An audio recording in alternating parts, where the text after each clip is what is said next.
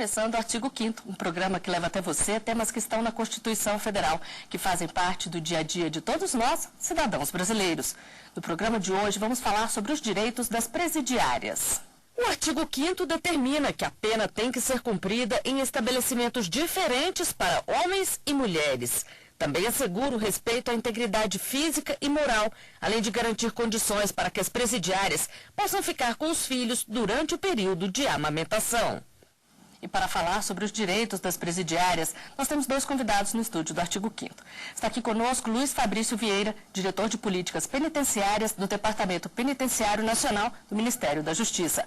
Ele atua no DEPEN desde 2006. Seja bem-vindo, doutor Fabrício. A gente vê que falta muita estrutura no sistema carcerário. O que tem sido feito para garantir o direito das mulheres? Obrigado pelo convite.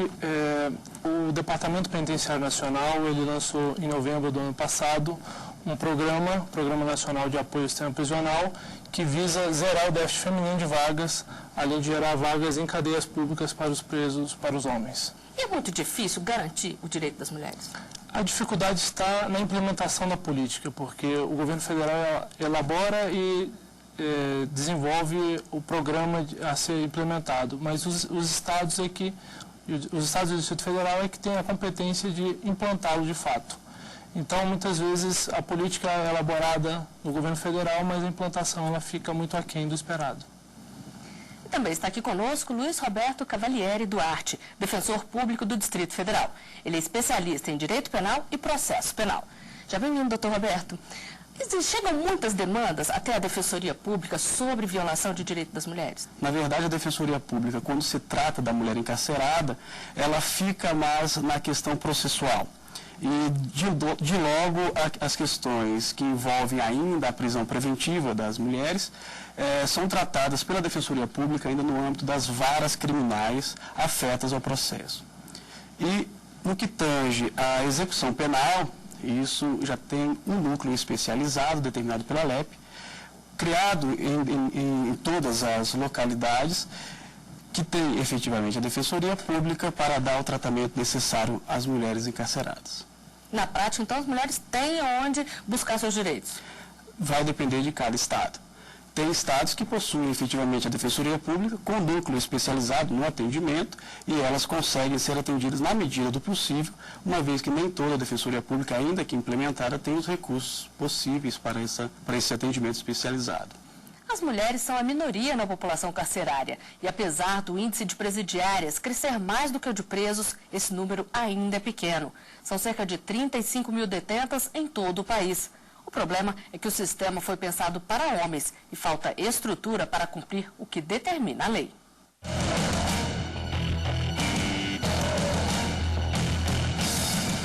No Brasil, as mulheres não chegam a 7% do total de presos. São 35 mil presidiárias. Mais da metade delas tem condenação por tráfico de drogas. E apesar de ainda representarem um percentual pequeno da população carcerária, um dado preocupa. Estatísticas do Ministério da Justiça mostram que nos últimos 10 anos houve um crescimento de 260% no número de mulheres presas, enquanto no mesmo período o total de homens no sistema prisional aumentou em 113%. O problema fica ainda mais evidente pela falta de estrutura dos presídios para receber mulheres. As prisões femininas são adaptações, não atendem às necessidades específicas e nem garantem o que está previsto pela Constituição e pela Lei de Execução Penal. Este procurador federal e mestre em Ciências Penais da Universidade Federal de Minas Gerais diz que para a legislação ser eficiente é preciso promover uma mudança de atitude. Nós temos uma das leis de execução penal, uma das melhores do mundo. Só que ela não tem efetividade, ela não é aplicada na prática. O importante não é só um investimento, é a mudança de mentalidade, para que isso passe a ser um direito realizado e executado. Pela legislação, mulheres e homens podem até estar no mesmo prédio, mas devem ficar em alas separadas. Em 2007, um caso chocou o Brasil e chamou a atenção das autoridades. Em Abaetetuba, no interior do Pará, uma menor ficou presa com 20 homens na mesma cela e sofreu abusos. A Comissão de Direitos Humanos esteve no presídio para cobrar explicações sobre o caso. Delegados e agentes e até a juíza que autorizou a prisão do adolescente foram afastados do cargo. Para o procurador, esta falha é grave e mostra a urgência de garantir a estrutura para o sistema prisional e dar o tratamento adequado a mulheres e menores. A menor, quando é recolhida, ela tem um tratamento completamente diferente do maior de idade.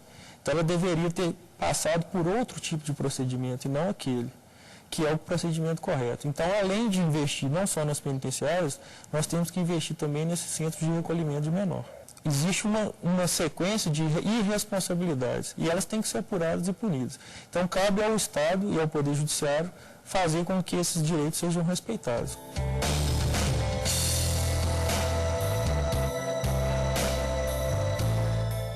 Fazer para que casos como este de Abaetetuba não se repitam? Para que não se repitam essas situações, melhores políticas, implementações das políticas penitenciárias e também no que tange a situação dessa adolescente, uma efetividade na implementação, colocando melhores alojamentos para no caso de adolescentes e também melhores unidades prisionais para o sistema prisional em razão dos presos. Então, é difícil a implementação normativa, apesar de ser um pouco mais fácil, muito difícil, mas um pouco mais fácil, a implementação da gestão, ela complica um pouquinho mais, porque envolve recursos públicos, e aí é que vai o interesse maior da política criminal, né?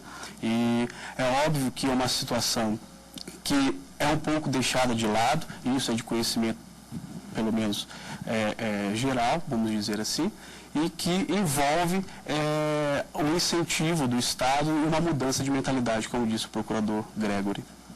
Doutor Fabrício, no interior não é mais difícil ainda a situação? Porque a gente vê que o sistema é falho em vários lugares. Como é que é feita essa fiscalização? Bom, nós temos uma ouvidoria no Departamento Penitenciário Nacional e ela faz a parte de inspeção de unidades.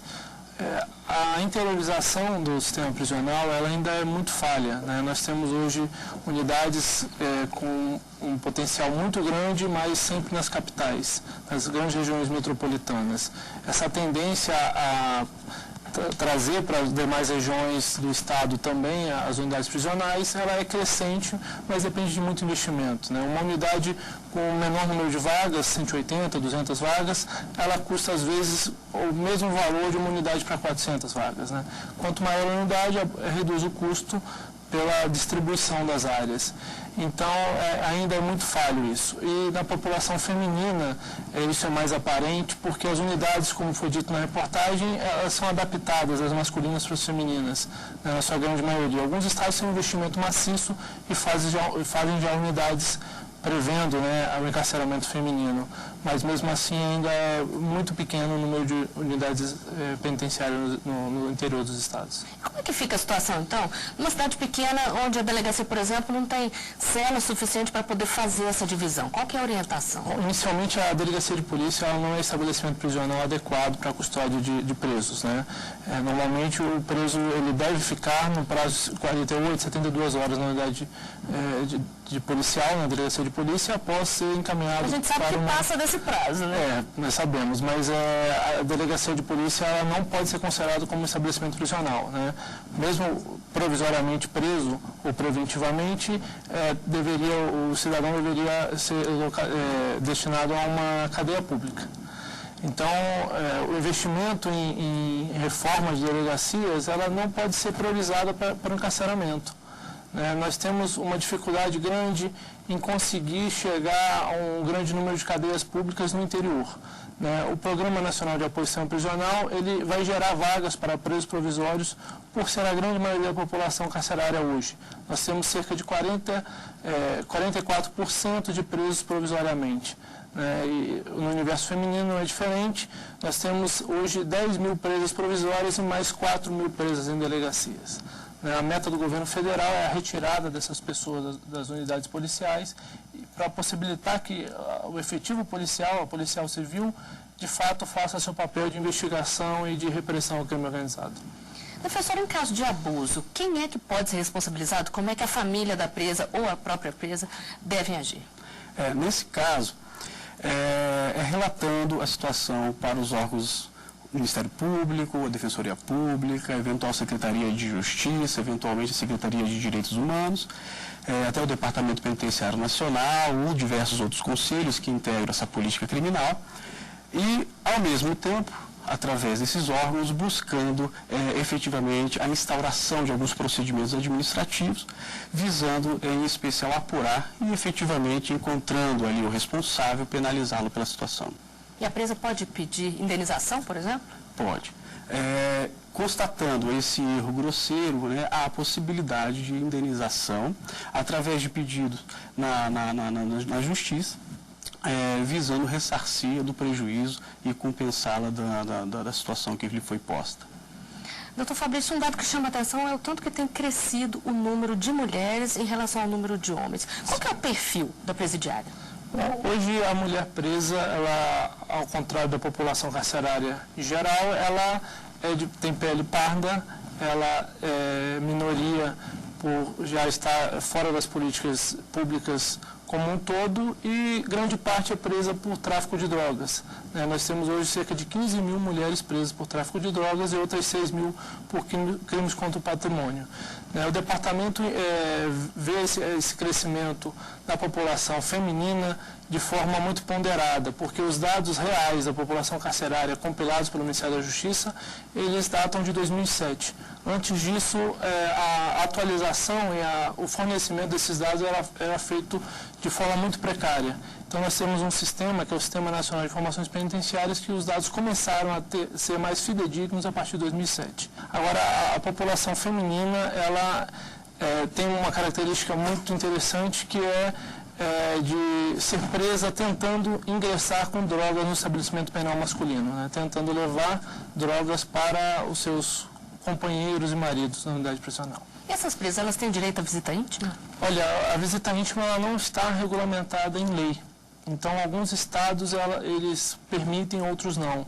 Mas o que é mais comum de ocorrer é a visita íntima do homem. Até porque a visita da mulher no estabelecimento prisional, quando seu marido, seu companheiro está preso, ela é muito mais recorrente do que o contrário, Normalmente, essas mulheres elas são abandonadas na unidade prisional. Nós temos diversos casos em que há problemas de que as mulheres encontram realmente desamparadas pela própria família, e não havendo a visitação e não tendo essa relação próxima à sua família, o que seria ideal para a reinserção social.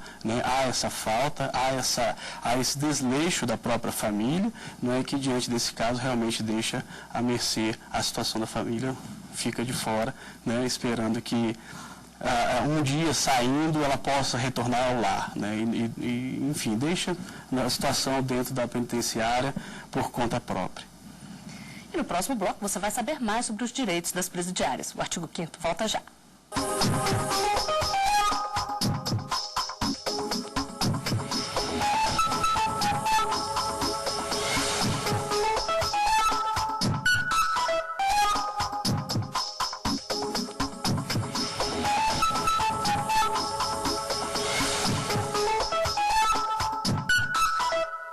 De volta com o artigo 5º. Os nossos convidados são Luiz Roberto Cavalieri Duarte, defensor público do Distrito Federal, e Luiz Fabrício Vieira Neto, diretor de políticas penitenciárias do Ministério da Justiça.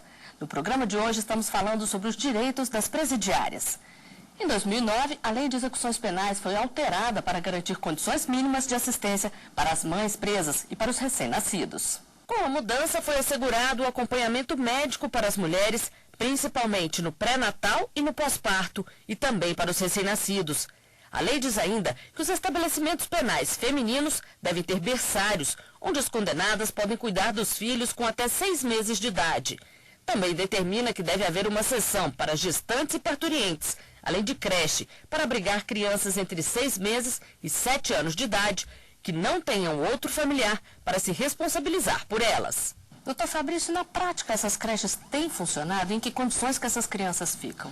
Alguns estados têm implementado o sistema de creches berçários, mas ainda fica muito à mercê da estrutura da unidade prisional. Nós temos uma ação do Departamento Penitenciário Nacional que visa o aparelhamento de centros de referência materno-infantil para assistência à saúde das crianças que estão privadas de liberdade junto com suas mães, porque muitas delas não têm direito a sair da unidade prisional.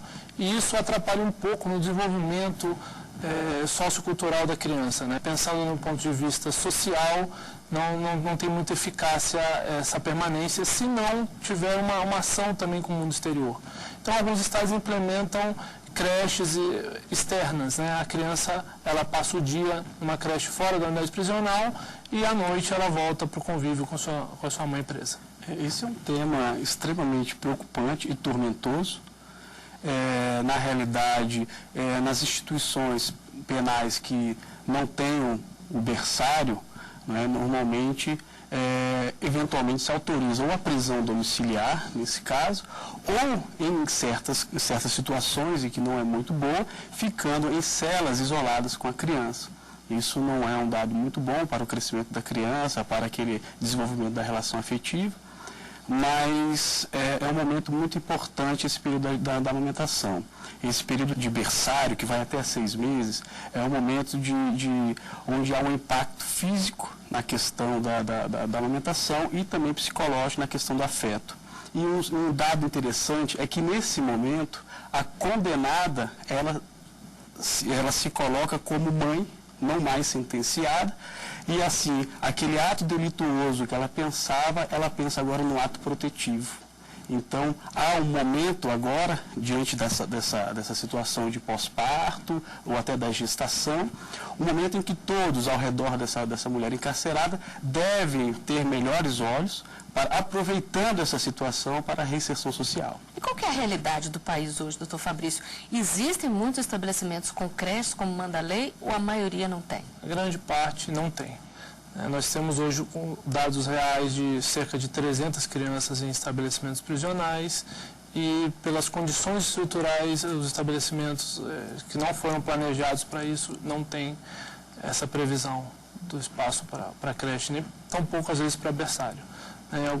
Nós deparamos com alguns estabelecimentos que a criança fica com a mãe dentro da cela, como o Dr. Roberto falou. Como é que é feito esse período inicial da educação infantil e até o tratamento de saúde, vacina, essas coisas? As crianças têm acesso a isso? Deveriam ter. O Ministério da Saúde, as políticas do Ministério da Saúde, elas são abrangentes também para a população prisional e para as crianças, né? Nós estamos trabalhando hoje com o Programa Nacional de Imunização. O Ministério da Saúde já faz com a população solta, incluindo a população presa também no calendário de vacinas.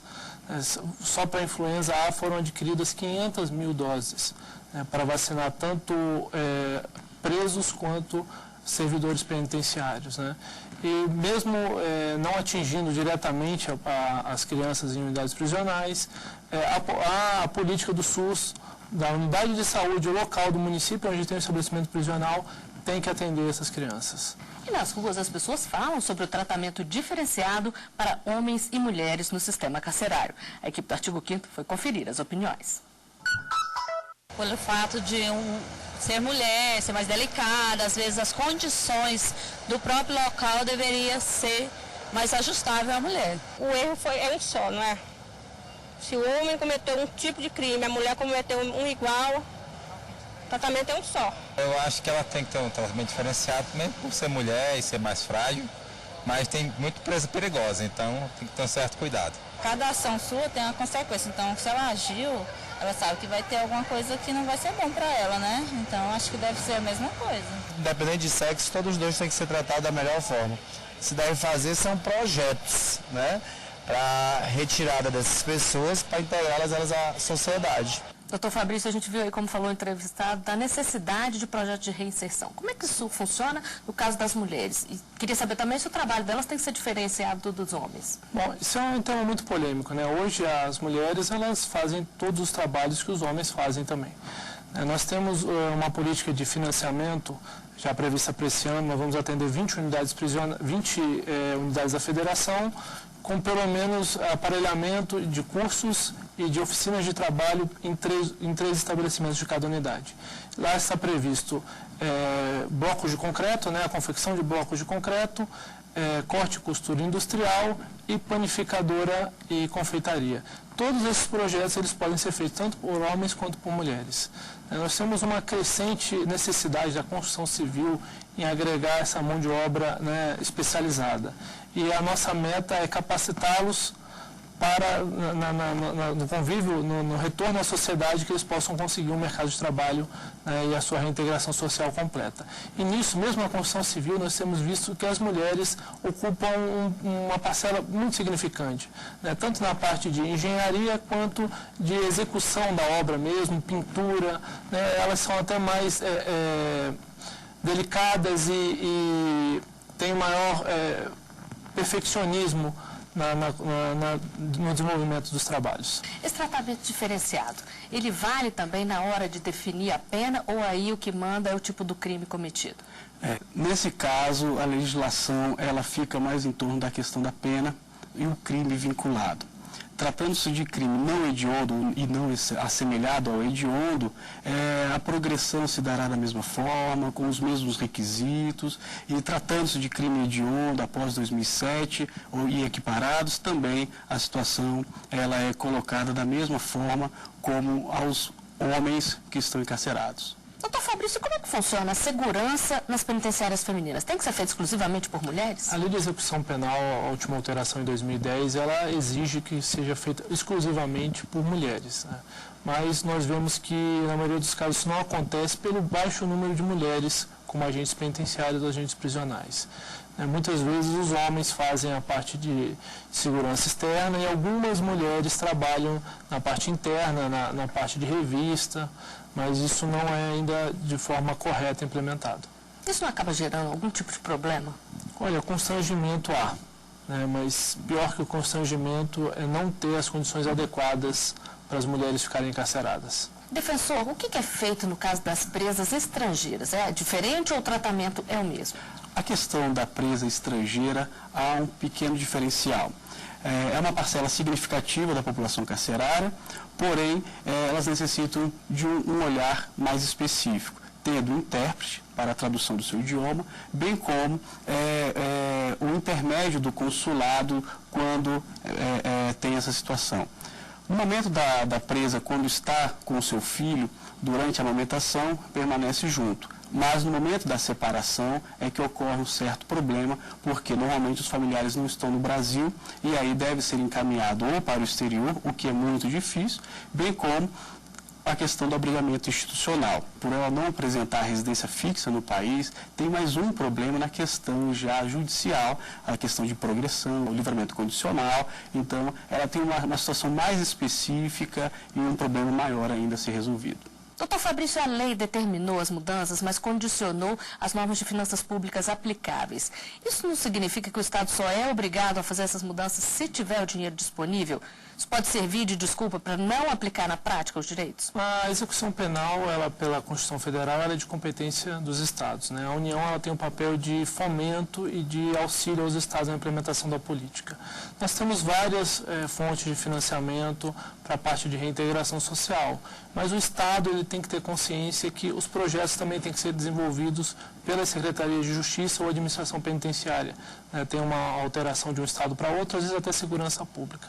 Então, o compromisso tem que ser estadual. O governo federal ele tem ditado as políticas macro. Agora, o Estado tem que implementar até mesmo com recursos próprios. Mas é uma dificuldade porque o sistema prisional, ele, na divisão dos recursos, ele normalmente fica com pouca verba para investimento. Professor, o que pode ser feito aí pela Defensoria para cobrar que isso seja implementado na prática? Essa é uma questão que a Defensoria institucionalmente deve se aliar ao governo, bem como a questão legislativa para fins de implementação dessa questão de gestão pública e aí dando melhores condições a essas pessoas que hoje se encontram numa massa carcerária e estabelecendo a prioridade hoje no atendimento às mulheres em cárcere. Nós temos hoje as regras de Bangkok, que é uma regra específica para tratamento de mulheres, em 2010 foi editada. Nós temos algumas resoluções e portarias do Conselho Nacional de Política Criminal e Penitenciária, que é muito importante também, já visando especificamente esse público, né?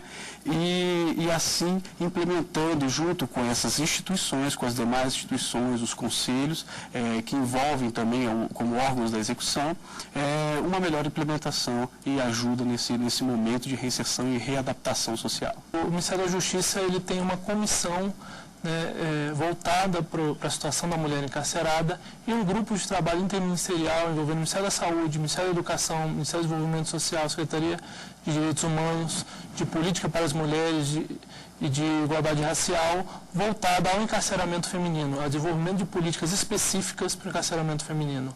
A importância da matéria é tanta que é a prioridade do governo gerar as vagas necessárias para zerar o déficit carcerário feminino. O que falta, então, para gerar essas vagas?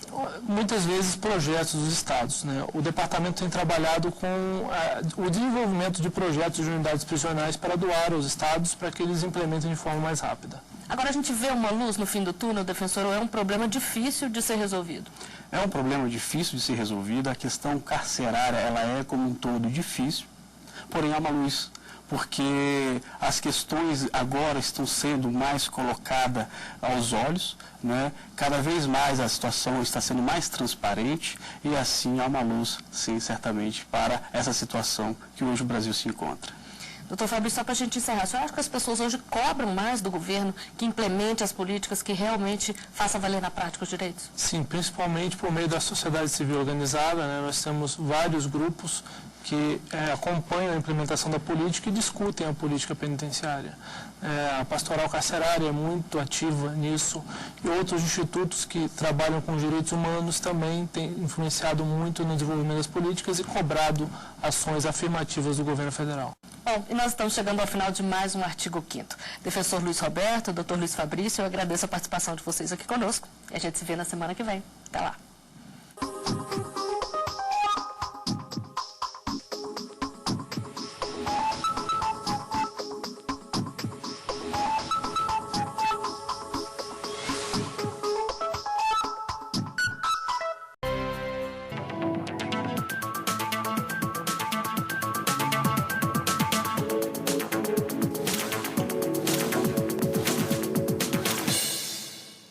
Começando o Artigo 5º, um programa que leva até você temas que estão na Constituição Federal, que fazem parte do dia a dia de todos nós, cidadãos brasileiros. No programa de hoje vamos falar sobre a situação de presos estrangeiros. O artigo 5º determina que ninguém pode ser processado nem sentenciado, senão pela autoridade competente. E para falar sobre a situação de presos estrangeiros, nós recebemos dois convidados no estúdio do Artigo 5º. Está aqui conosco a advogada Aline Arruda, professora de Relações Internacionais. Também vamos conversar com Marcelo Turbay, advogado criminalista. Sejam bem-vindos ao Artigo 5º. Doutor Marcelo, gostaria que o senhor começasse falando para a gente se o processo penal ele segue o mesmo rito quando se trata de um estrangeiro ou se é diferente. Agradecendo novamente a oportunidade de estar aqui com vocês. Na realidade, o rito ele é muito semelhante, porque o que importa aí não é nem tanto a nacionalidade da pessoa, mas o local em que ele cometeu o crime. Então, a partir do momento que a pessoa comete um crime em determinado país, ele tem que obedecer obrigatoriamente a legislação daquele país e ser processado segundo o Código de Processo Penal daquele país em que foi cometida a infração. Doutora Aline, e existe alguma legislação específica que trate da prisão de estrangeiros? Não. O que nós temos aqui é o Estatuto do Estrangeiro, que pode complementar, a rigor, como o doutor disse, o processo penal para lidar com o estrangeiro, mas o que acontece mesmo, de exceção, é a possibilidade desse estrangeiro retornar ao seu país ou cumprir a pena lá em alguns casos especiais. Ele tem o direito de solicitar isso, mas, via de regra, não existe nada específico para a questão de práticas de crime de estrangeiros. Bom, e o número de presos estrangeiros é pequeno em relação ao total de homens e mulheres que estão hoje no sistema carcerário brasileiro. Mas, mesmo assim, é motivo de preocupação. O governo tenta agilizar medidas para garantir que essas pessoas possam cumprir pena no país de origem e que brasileiros que cometerem crime no exterior sejam trazidos de volta. Em todo o país, são cerca de 514 mil presos. Menos de 1% deles são estrangeiros. Dados do Ministério da Justiça mostram que existem 3.191 homens e mulheres de outras nacionalidades cumprindo pena no Brasil. A Secretaria Nacional de Justiça tem trabalhado para que esses detentos voltem aos países de origem, o que pode ajudar na ressocialização e também traz brasileiros condenados lá fora para cumprir pena aqui no Brasil. No primeiro semestre do ano passado, o Departamento de Estrangeiros promoveu 10 transferências de brasileiros que estavam no exterior e outras 9 transferências para permitir que os estrangeiros cumprissem pena nos países de origem. No Brasil, a transferência de presos só pode ser feita se houver acordo celebrado com o país. A Secretaria Nacional de Justiça, responsável por este tipo de procedimento, já assinou 10 tratados com diversos países. Entre eles, os signatários da Convenção Interamericana, como Canadá, Chile, Costa Rica, Equador, Estados Unidos, México, Nicarágua, Panamá, Paraguai e Venezuela. E também países europeus, como Reino Unido, Espanha e Portugal.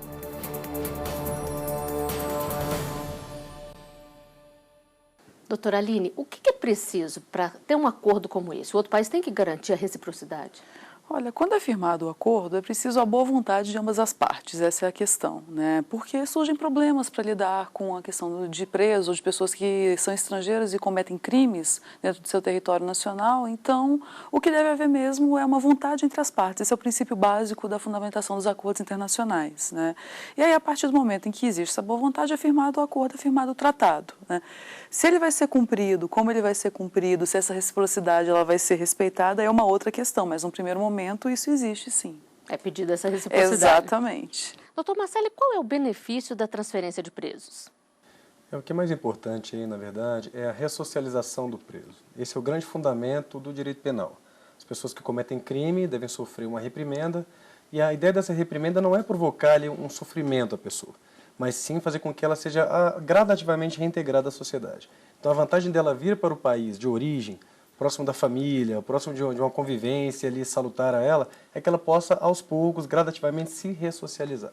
Então esse é o grande fundamento e é por isso que é tão importante a transferência de detentos. E facilita também, por exemplo, no pedido de benefícios, na concessão de benefícios como liberdade condicional, o sistema aberto? Sim, sem dúvida, sem dúvida. Pela proximidade dele, pela familiaridade dele com a legislação do país, pela facilidade de contactar os familiares buscarem defensores nacionais, isso tudo realmente facilita. Acho que, nesse ponto de vista, sim. Doutora Aline, como é que é esse processo de transferência de presos?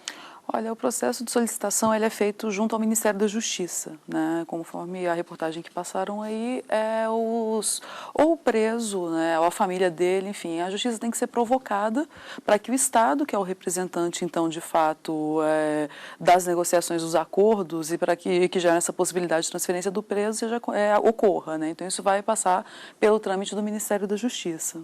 E geralmente é um processo rápido ou não tem muita determinação? Olha, não tem muita determinação, né? Porque as demandas do Departamento de Estrangeiros do Ministério da Justiça elas são muito grandes, né? Então tem que lidar com assuntos relativos a estrangeiros de maneira geral. Então isso vai incluir aí migrantes, refugiados, pessoas que estão em situações regulares, pessoas que não estão em situações regulares, porque os princípios de direitos humanos eles são para todos, né? Para qualquer ser humano. Então tem uma demanda muito grande e a Secretaria Nacional de Justiça, né, junto com o Departamento de Estrangeiros do Ministério da Justiça tentam lidar da maneira mais rápida possível, porque isso vai envolver a Polícia Federal, vai envolver o Ministério das Relações Exteriores, então é um trâmite que precisa passar por todo esse processo.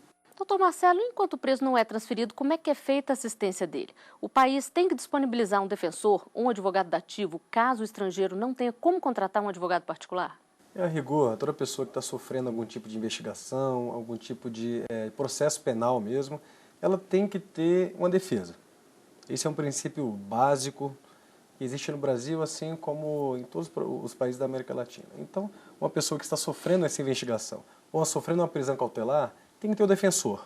Se não tiver condições de contratar o defensor particular, naturalmente o Estado tem que fornecer um defensor a ele. No Brasil até aconteceu uma questão muito interessante no Acre. Alguns presos bolivianos não estavam conseguindo contactar as famílias, não tinham advogados, e se mobilizaram dentro da cadeia para fazer com que o governo do Acre disponibilizasse defensores brasileiros para atendê-los. E conseguiram? Conseguiram sim. Isso pode influenciar no processo, caso o governo não haja como tem que agir, de colocar um defensor? A rigor sim, porque é um direito básico de qualquer pessoa ter ali a sua defesa na máxima amplitude possível. A partir do momento que o Estado não possibilita aquela defesa, mesmo que o preso seja um preso estrangeiro, há ali uma nulidade gravíssima. Por quê? Porque ele vai estar respondendo um processo penal no Brasil. E a legislação brasileira assegura a ele esse direito, mesmo que ele seja um estrangeiro. Então, quanto a isso, não há dúvida nenhuma. E as autoridades brasileiras também têm que facilitar esse contato com a família? Porque a gente vê a célebre frase de que todo mundo tem direito a um telefonema para o advogado. Sim, e aí, eles têm que facilitar também, mesmo que seja para o exterior? Eles têm que possibilitar esse contato. Não há dúvida, até porque a pessoa estar encarcerada, ela está com uma série de restrições, ela não pode livremente buscar os familiares. Então a autoridade tem que sim viabilizar esse contato, sem dúvida. Doutora Aline, e esse pedido de transferência geralmente é feito pelo próprio preso, pela família dele? Pois é necessário que haja uma provocação, porque é necessário que o Estado brasileiro, então, vá entrar em contato com o Estado de nacionalidade do estrangeiro, e esse também precisa ser provocado. Então, como a via é diplomática, né, como a gente pode dizer assim, já que é o Estado, são os Estados que vão tratar a esse respeito, então eles devem ser os mediadores. Então, a família pode fazer isso, o próprio estrangeiro pode fazer isso, né? Cada país tem as suas instâncias que vão tentar lidar, né, os departamentos consulares que vão fazer esse contato, que vão tentar mediar, então, essa transferência, essa solicitação de transferência. Né? E é feito no local, por exemplo, ele falou do Acre aqui da Bolívia, é feito no local, seria feito, por exemplo, no Acre, ou tem que ser feito diretamente ao Ministério da Justiça aqui em Brasília? Não, pode ser, essa provocação ela pode ser feita mediante o Estado, enfim, a questão é tentar solucionar o problema, viabilizar a solução do problema do caso desse preso. Então, aonde esse estrangeiro está, ele vai solicitar, ou a família dele pode solicitar junto ao Estado ou ao país, né, de origem desse estrangeiro, e aí vai se trazer os trâmites, então, para se chegar no Ministério da Justiça. E depende do tipo de crime, doutor Marcelo, essa autorização, ou vale para todos os tipos? Na realidade, o que mais importa aí, enfim, a legislação do país, obviamente, onde ele cometeu a infração. Okay? Então, o tipo de crime não é tão importante assim. O que é mais fundamental é a pena que ele vai cumprir. Tá? Porque o preso ele poderá, inclusive a livre juízo mesmo, pode ser por iniciativa dele, cumprir parte da pena no país em que ele cometeu a infração, depois requerer a transferência e cumprir o restante no país dele de origem, da nacionalidade dele. Então, o crime em si nem tanto, mas o quanto da pena, sim, isso sim é mais importante. E, por exemplo, se ele for julgado aqui no Brasil e for estabelecida uma determinada pena no Brasil, ele volta para o país de origem, ele cumpre a pena estabelecida aqui ou a pena pode mudar de acordo com o país para onde ele vai? Aí depende. A rigor, as sentenças condenatórias proferidas no estrangeiro, elas devem ser homologadas no Brasil. Essa é a regra geral. Todavia, em determinados tratados que o Brasil, porventura, tem firmado com outros países, essa homologação ela pode ser dispensada. Então, nesse caso, a sentença ela vai ser cumprida de acordo com o que foi estabelecido no país em que o processo transcorreu normalmente. Agora, se um brasileiro é condenado à pena de morte lá fora e for transferido, aí ele fica aqui em prisão pelo prazo máximo no Brasil? Ele fica em prisão, ou a depender, ele pode até ser isentado da pena mesmo. Tá? Isso é uma análise vai ser mais caso a caso. Assim, não existe uma regra geral para regular esse tipo de situação. Doutora Aline, nós estamos falando aqui em transferência de presos. Queria que a senhora explicasse a diferença aí para outros institutos, como a deportação, por exemplo, ou expulsão. Exatamente. Bom, aí vai depender um pouco do crime que ele cometeu, né? A possibilidade de expulsão é somente quando é algo considerado como grave, né? Com relação à perturbação realmente de ordem pública, e aí tem todo um trâmite, um processo que vai correr para verificar se existe essa necessidade mesmo de expulsão do país, né? Já a deportação, ela também depende de um trâmite, porque é necessário verificar quem é que vai arcar com os custos dessa deportação, a necessidade dela, né? Então tem outros trâmites. Ou tem a própria transferência, que é solicitada por alguém que já está preso, por um indivíduo que está preso por prática de algum tipo de crime, e aí vai solicitar esse direito de tentar cumprir essa pena no seu país de origem, seguindo então, dependendo caso a caso, se existe um acordo, um tratado, quais são os termos desse acordo, desse tratado, como que está a situação política também da relação entre esses dois países, né? A gente pode lembrar também do caso que tem acontecido recentemente de brasileiros que têm sido presos na Espanha, né? Por toda uma questão de problema relacionado com o tráfico, prostituição. Tem uma faixa etária em que isso acontece com uma frequência muito maior, e aí isso pode gerar também a necessidade de os países sentarem para conversar mesmo, para ver por que tantos têm sido presos. Será que a incidência é tão grande assim mesmo? Será que todas as pessoas que estão sendo presas de maneira justa? Porque quando o estrangeiro está preso, ele tem toda uma dificuldade, muitas vezes, de fazer contato com a própria família, muitas vezes tem a barreira do idioma, né? E aí como conseguir não só explicar o que está acontecendo, mas se defender, porque como que ele vai se defender. Então, assim, tem toda algumas características específicas mesmo desse tipo de situação. A senhora falou de custos. No caso da transferência, quem é que arca com esses custos? Pois é, isso depende da forma como está sendo tratado, né? No caso de brasileiros presos no exterior, dependendo da autorização do Ministério da Justiça, a nossa própria Polícia Federal acompanha e aí a definição vai depender realmente do caso a caso. Caso a caso, sempre. Sempre. E nós vamos a um rápido intervalo. O artigo 5º volta já.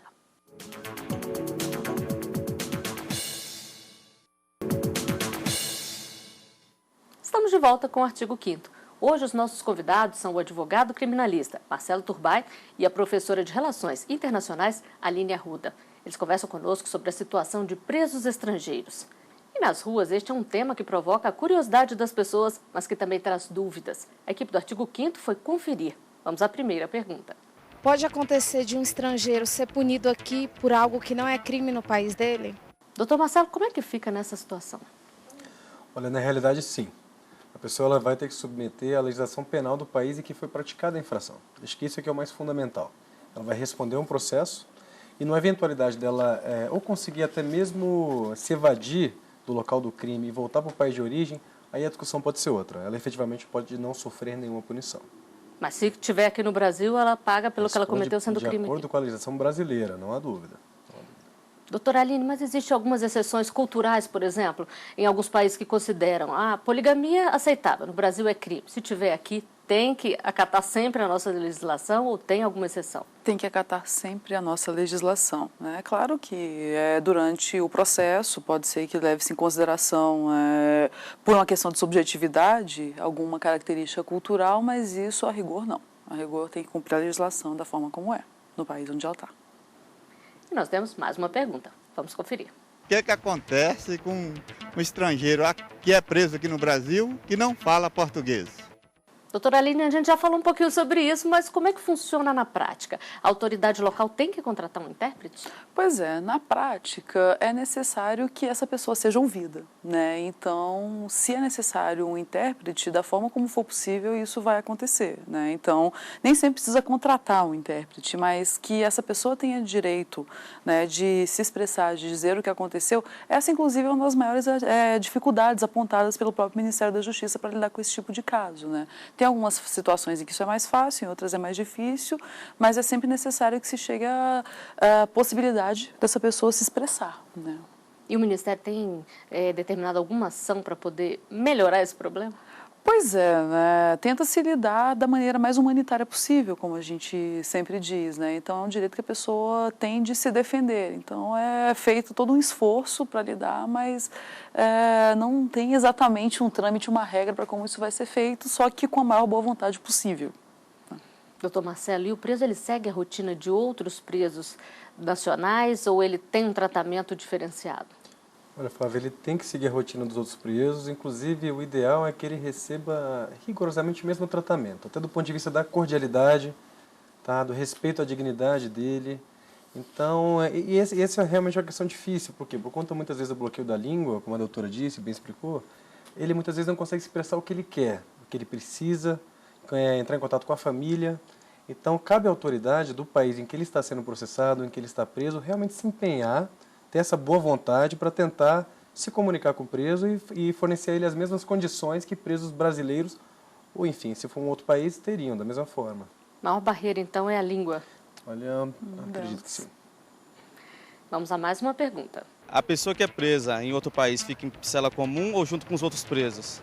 Doutora Aline, existe esse tratamento diferenciado? Fica em cela comum, vai para o presídio, o que for necessário? O que for necessário, não existe nenhum tratamento diferenciado. Muito pelo contrário, assim como os direitos são iguais, né, os deveres também são. Então, eles vão para uma cela comum. Existem casos de exceção, assim como acabam gerando casos de exceção também aqui no nosso próprio âmbito interno, mas não existe nenhum tratamento diferenciado, não. Doutor Marcelo, e o preso ele pode ter direito à cela especial ou ele tem que ser levado para a Polícia Federal, por exemplo? Na realidade não há essa obrigatoriedade. A pessoa ela vai ser detida de acordo com a autoridade policial que estiver à disposição para retê-la. Seja a Polícia Militar, seja a Polícia Civil ou Federal. Então esse é o primeiro momento. A pessoa ser retida, levar à presença da autoridade, inicia-se um processo penal, via de regra, não necessariamente, e, na verdade, a partir daí ela se enquadra de acordo com o Código de Processo Penal brasileiro. O que acontece muitas vezes, que nós temos observado, é que por uma conveniência, até para facilitar um pouco ali o atendimento ao preso estrangeiro, presos de uma mesma nacionalidade são colocados juntos. Tá? Por quê? Porque isso facilita ali a compreensão, facilita até do ponto de vista da dignidade da pessoa mesmo. Ela se sente mais em casa, ela consegue se comunicar melhor, ela consegue ter uma assistência melhor. Então, apenas por conveniência, não há nenhuma diretriz, não há nenhuma obrigatoriedade legal para que isso seja feito. E também não há obrigatoriedade, por exemplo, de ficar na Polícia Federal? Não, definitivamente não. Já aconteceu aqui no Brasil, alguns casos, nós temos notícia, mas a obrigatoriedade não há. A pessoa vai ficar presa de acordo com as necessidades e características do local onde ela cometeu a infração ou das proximidades, né? Então, eu acho que é apenas esse o critério. Vamos à última pergunta. Brasileiro que é preso fora do país pode pedir ajuda no consulado? Doutora Aline, a gente tem um caso recente, famoso, que foi o dos corintianos acusados na Bolívia de participar do disparo que acabou vitimando um adolescente. Como é que é, geralmente, a atuação do consulado em casos como esse? Olha, eu diria que a resposta para a pergunta que ele fez é que o brasileiro ele deve procurar o consulado, né? Até porque o consulado ele é a instância que o nacional tem para recorrer de forma a conseguir algum tipo de ajuda no seu país de origem, né? Então, o consulado ele tem essa função exatamente de auxiliar nacionais em um determinado país estrangeiro. Então, o consulado ele faz esse papel mesmo de intermediação e de tentar solucionar, é o representante do Estado brasileiro para tentar solucionar a situação desse brasileiro que está no exterior com algum tipo de dificuldade ou problema. E se for no interior, por exemplo, não tiver nenhum representante do consulado, tem que buscar o consulado mais próximo? É melhor que se faça isso, né? Porque todo o suporte, essa questão do contato com a família, com o país de origem, isso tudo pode ser possibilitado pelo consulado. Então, realmente é onde ele tem, é o melhor local que ele tem para recorrer, para tentar lidar com a situação. E quem é que tem que fazer esse aviso? É a própria família, o próprio preso, as autoridades locais são obrigadas a comunicar ou não existe uma regra? Olha, no direito internacional, essa questão das regras, né, apesar de existirem, nem sempre existe essa facilidade de cumprimento. Então, todos podem provocar o consulado. Né, a regra da boa vontade. Né? Exatamente, é a regra do resolver. Isso que o doutor apontou aqui, de colocar presos, muitas vezes com nacionais, com nacionais com a mesma nacionalidade dele, e tudo isso muitas vezes é utilizado até como estratégia de que às vezes algum se comunica melhor no idioma e aí para tentar lidar com a situação de outros, isso também pode ser utilizado. É a regra da boa vontade mesmo. E se não tiver boa vontade, o preso pode reclamar? Pode reclamar e tomara que ele seja ouvido. Quando ele recorre ao consulado, essa probabilidade é maior. Quando a família recorre ao consulado, isso também pode acontecer. A gente teve recentemente um caso também de uma estudante que teve problemas para entrar nos Estados Unidos, menor de idade, e aí teve que seguir todos os trâmites daquele país para lidar com menores de idade. E o consulado brasileiro ele foi determinante no tentar intermediar essa situação. A família da menina tentava fazer contato mediante o consulado, a menina também podia recorrer, então isso é muito importante mesmo, é uma instância que deve ser utilizada. Doutor Marcelo, a doutora Aline falou aqui em caso de menor de idade. Como é que fica a situação se um brasileiro menor de 18 anos é preso no exterior? Vai depender da legislação do país em que ele foi preso, na verdade. Até porque a maioridade penal ela varia de país para país. Não é uma regra geral. Assim, eu estou falando do ponto de vista da América Latina, que é uma coisa mais aqui próxima da gente. Então, no caso até da Bolívia, salvo engano, houve uma discussão em relação à maioridade. Porque no Brasil é uma, lá outra, e outros países latino-americanos há também uma outra designação da idade penal. Então, depende do país em que ele for preso. E aí, a partir desse momento, surge uma discussão, se ele deve ser trazido ao Brasil, porque a maioridade aqui é outra. Isso acaba sendo resolvido da forma diplomática, não da forma processual penal.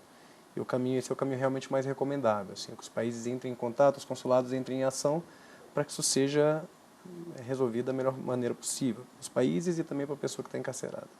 Agora, no caso dos corintianos, eles chegaram a ter um advogado boliviano, mas solicitaram um advogado brasileiro. Como é que é a atuação dos profissionais nesses casos? Eles têm que atuar em conjunto ou eles podem simplesmente ir ao outro país defender o seu cliente? Não há aí um código de ética, não há um regramento específico para isso. O que há, na realidade, é uma conveniência em benefício da melhor defesa possível para a pessoa.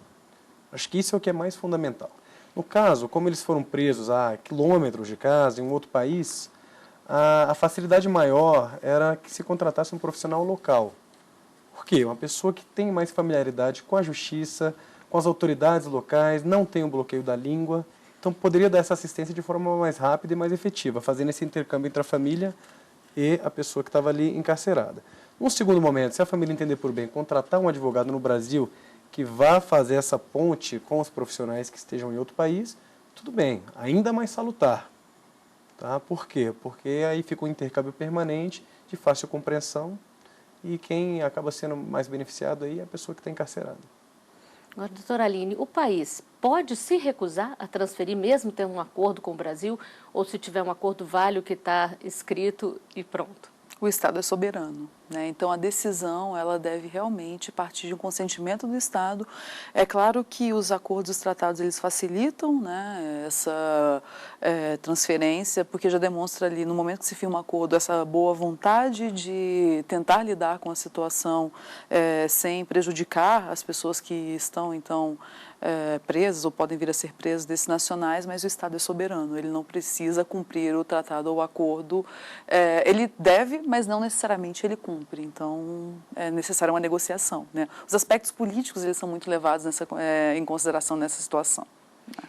E se não há acordo de transferência, mesmo assim o pedido pode ser feito? Pois é, no caso aqui do Brasil, é necessário que haja esse acordo, esse tratado, né? Mas no cenário internacional não existe uma norma única, né? Podem haver casos de alguns países em que pode haver esse tipo de provocação, mesmo que não haja esse acordo ou esse tratado. E pode ser tentado esse acordo também enquanto a pessoa está presa lá, justamente para poder facilitar? Dependendo do país, sim. Dependendo do país, no momento em que o Brasil tem relações diplomáticas com esse país, isso fica facilitado. Agora, se não tem, aí a situação já fica mais delicada ainda. Doutor Marcelo, e o caso do preso, que é transferido para o país de origem, cumpre a pena lá e depois que está aqui, diz com a justiça, resolve voltar ao Brasil? Isso é possível ou se ele foi preso aqui, transferido, ele fica impedido de voltar ao país? Retornar ao país em que foi cometida a infração? Isso. Na realidade, não raro, as transferências de preso elas vêm acumuladas também com a expulsão. Então ele retorna ao país de origem, que é o Brasil, pode já retornar ao Brasil com a pena já cumprida ou ainda para cumprir parte da pena aqui. Mas, se tiver sido acumulado com expulsão, ele realmente não pode retornar ao país onde ele cometeu a infração e foi processado. Só se houver a expulsão junto com a transferência? Exatamente. Existe alguma preocupação agora com a chegada de grandes eventos como a Copa das Confederações, a Copa do Mundo? Existe alguma grande preocupação em até passar aviso para os estrangeiros do que é crime aqui? Tem sido feito algum trabalho nesse sentido? Olha, faz parte de todos os trâmites, né, para a recepção desse tipo de grandes eventos aqui no Brasil. Vejam que estão sendo instaladas novas delegacias, né, informativos, ações no sentido mesmo de informar o estrangeiro sobre as nossas normas, né, ao mesmo tempo de também receber bem essas pessoas, que é uma característica do brasileiro. Né, mas existe sim essa preocupação, até porque o objetivo é que o evento seja um sucesso. São eventos voltados para práticas esportivas, de diversão, então para que tenha um mínimo de dificuldades possíveis, isso tem sido feito, sim, é uma das metas, né, que nós temos para lidar com a situação. É uma dica, então, doutor Marcelo, sempre que for para um outro país, observar a legislação para evitar problemas? Hoje é ter sempre o contato de um bom advogado, também é uma recomendação bem pertinente. Com certeza. Tá certo. Com essa dica, nós chegamos ao final de mais um Artigo 5º. Doutora Aline Arruda, doutor Marcelo Turbay, eu agradeço a presença de vocês aqui no estúdio do Artigo 5º e lembro que você também pode fazer parte do nosso programa, mandando sugestões para o e-mail artigo5@stf.jus.br. A gente se vê na semana que vem. Até lá.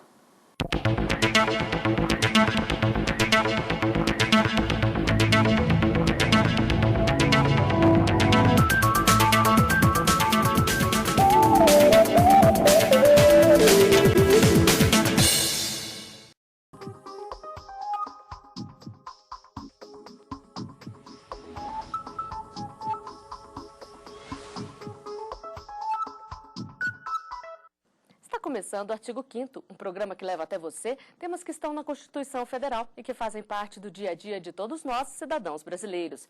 No programa de hoje, vamos falar sobre ensino especial. O artigo 5º determina que todos são iguais perante a lei, sem distinção de qualquer natureza. Garantir o direito à igualdade é garantir condições de estudo para todos os brasileiros.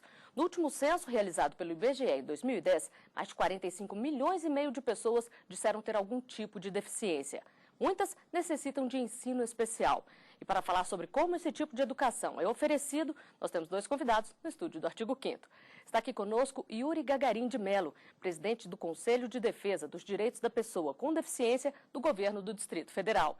Ele também preside a Comissão de Defesa dos Direitos da Pessoa com Deficiência da OAB-DF. Seja bem-vindo, doutor Yuri. O que tem sido feito para garantir a educação para todos? Olha, o tema sobre a pessoa com deficiência é um tema relativamente novo. Ele tomou o impulso de 2009 para cá com assinaturas de tratados internacionais. Do ponto de vista operacional, muito tem se mudado no Brasil em termos de acessibilidade. O Estado procura estabelecer colégios adaptados, procura estabelecer uma inclusão mais intensa. Não só a inclusão da pessoa com deficiência no meio social, mas a inclusão também da pessoa sem deficiência, juntamente à pessoa com deficiência. Então, esse equilíbrio é que tem trazido o Brasil e tem acordado o poder público no sentido de trazer um investimento maior. O maior exemplo desse é o programa Viver Sem Limites, com o investimento do governo federal na área em torno de 7 bilhões de reais. E também está aqui conosco a pedagoga Maraísa Estevam. Ela é chefe do Núcleo de Transtorno Global do Desenvolvimento da Secretaria de Educação do Distrito Federal. Seja bem-vinda, professora Maraísa. Obrigada. Qual que é o diferencial que o ensino especial deve ter? Os professores, por exemplo, eles têm alguma preparação especial? Sim. A pessoa com deficiência, ela necessita de programas específicos para cada fase da vida dela. E, para isso, nós precisamos de professores especializados nesses programas. Não só profissionais capacitados nessa área, mas todas as ferramentas pedagógicas de trabalho também são importantes. E tem crescido no Brasil a busca por alternativas para promover o desenvolvimento e a educação de pessoas com deficiência. Em Brasília, uma professora adaptou uma técnica japonesa para facilitar o aprendizado da matemática.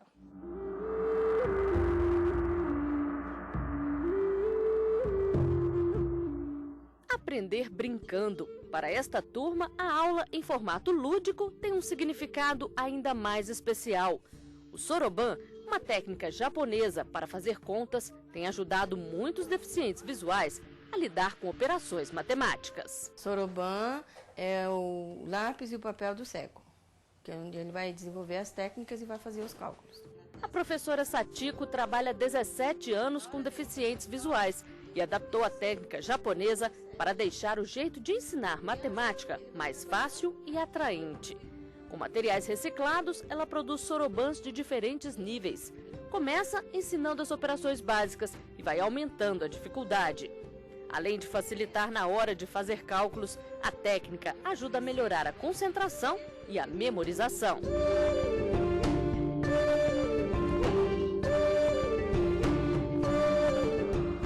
O trabalho da gente está sendo bom, está surtindo efeito.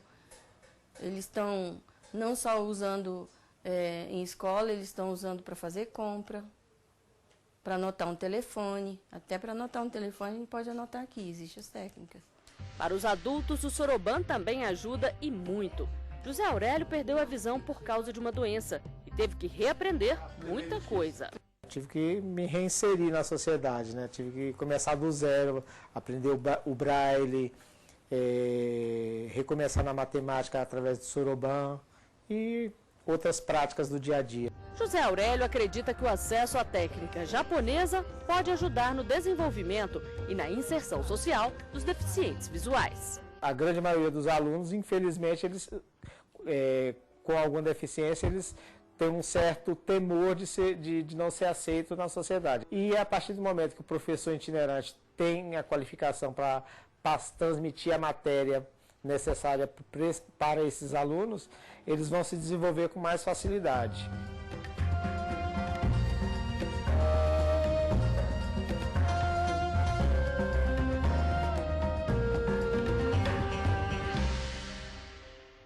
Professora Maraísa, projetos como esse ajudam a fazer a diferença para as pessoas com deficiência? Bastante. Não só para a pessoa com deficiência, mas também para os alunos, né, regulares. O soroban, ele é aplicado em todo o Japão. Então, uma experiência que foi trazida para o Brasil e lá no Japão não são só para crianças com deficiência. ele é utilizado também pelas pessoas sem deficiência. E eu acho que a importância dessas ferramentas de tecnologia assistiva é que elas também possam ser utilizadas por todos, não só pelas pessoas com deficiência, porque isso é a verdadeira inclusão. Não é você criar uma ferramenta específica só para aquele público, mas que todos possam também se beneficiarem desses programas, dessas ferramentas, dessas tecnologias assistivas. Existe algum tipo de incentivo, doutor Yuri, para quem desenvolve projetos como esse, para as escolas investirem mais em projetos como esse? Os incentivos, além de estarem do ponto de vista do trabalho social, é o trabalho efetivamente de reabilitação, o trabalho de inclusão. Isso é muito importante porque cria uma característica de sentimento de igualdade entre as pessoas. Porque até antes, quando a discussão era menos feita, existia aquela coisa de você ter pena, de você ter dó da pessoa com deficiência, e a sociedade não tinha aquela visão de que se o Estado fornecer os instrumentos necessários, você tem uma pessoa que efetivamente pode ser praticamente igual a você e desenvolver as mesmas funções. Então, o plano educacional é o primeiro passo para isso, porque você passa a estabelecer na criança já esse procedimento de que você ser diferente é igual também, quer dizer, você não tem essa diferenciação. E eu acho que o processo de construção cultural de um país começa exatamente nessa educação mais básica. Então, acho que o Brasil avança muito nesse ponto, mas muito teremos que fazer ainda. Professora, o doutor Yuri falou aqui na educação básica. A senhora idealizou um projeto na Universidade de Brasília que ajuda na alfabetização de pessoas com deficiência. Como é que ele funciona? Esse projeto ele foi um sonho, realizado, um trabalho de 2 anos de conclusão de curso, de alunos do curso de computação da Universidade de Brasília. Então, nós desenvolvemos um software que demos um nome de Participar. Por que Participar? Para que ele participe das redes sociais, para que ele seja alfabetizado e participe do mundo, do mundo virtual, do mundo social, enfim. E o grande diferencial desse software, ele, em primeiro lugar, ele não é um método de alfabetização, ele não se propõe a isso. Ele veio para preencher uma lacuna existente entre os métodos infantilizados de alfabetização, que não atingiam o público adulto, jovens e adultos com deficiência intelectual. Então, esse é o grande diferencial desse trabalho.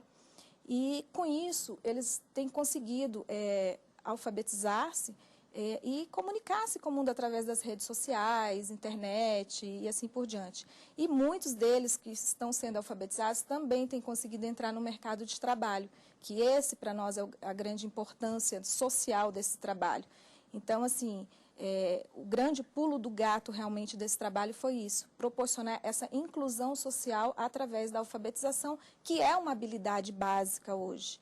E como é que as pessoas podem ter acesso a esse software? Ele já está disponível? Esse software ele foi lançado, inclusive, em todos os países de língua portuguesa.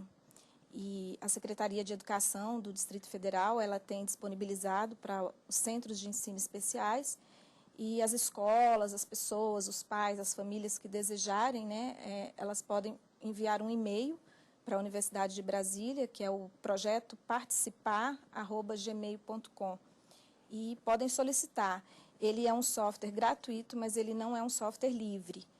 Nós doamos os nossos direitos autorais para a Universidade de Brasília, então é necessário que a pessoa solicite autorização de uso, mas ele não é um software livre, não pode ser feito cópias aleatoriamente. Tá? Dentro dessa linha do software, o público-alvo especificamente seria a pessoa com deficiência mental, mas a gente poderia dizer que ele abarcaria também a questão dos surdos, cegos surdos. Como a gente viu a exemplo do Soroban, todas as pessoas que dele necessitarem, nós já temos relatos de experiências de pessoas idosas que estão utilizando e que não têm déficit intelectual, mas que em determinada fase da sua vida não tiveram oportunidade de serem alfabetizados.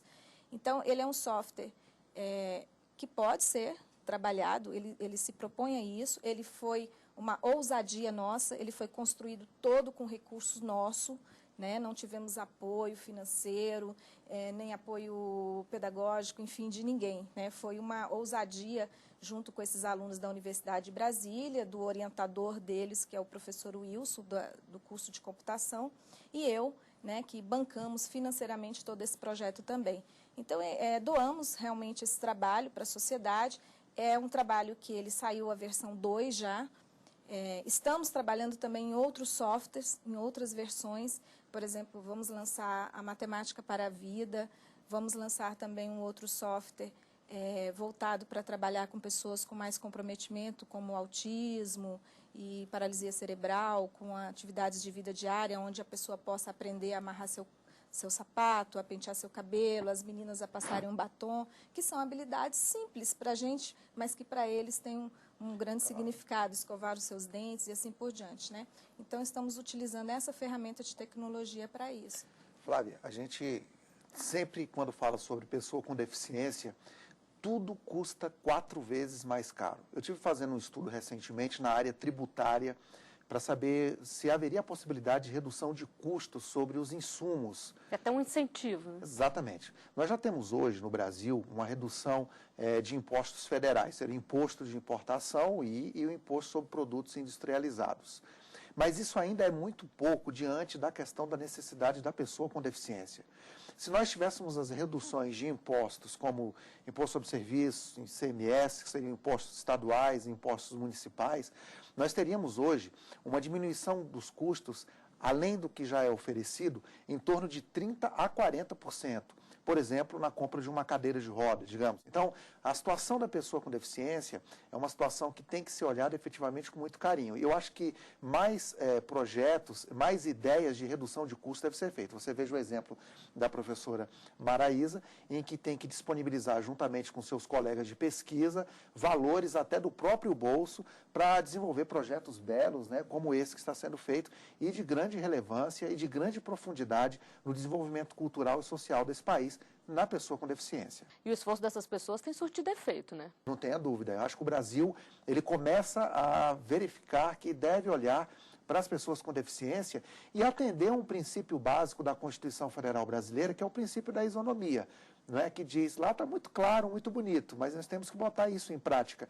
Quer dizer, tratar todos de forma igual e os desiguais de forma desigual na medida de suas desigualdades. Então, acho que nós temos que trabalhar mais o segundo ponto desse princípio constitucional e o Brasil está caminhando para isso. Bom, e nós vamos falar mais sobre isso no próximo bloco. O artigo 5º volta já.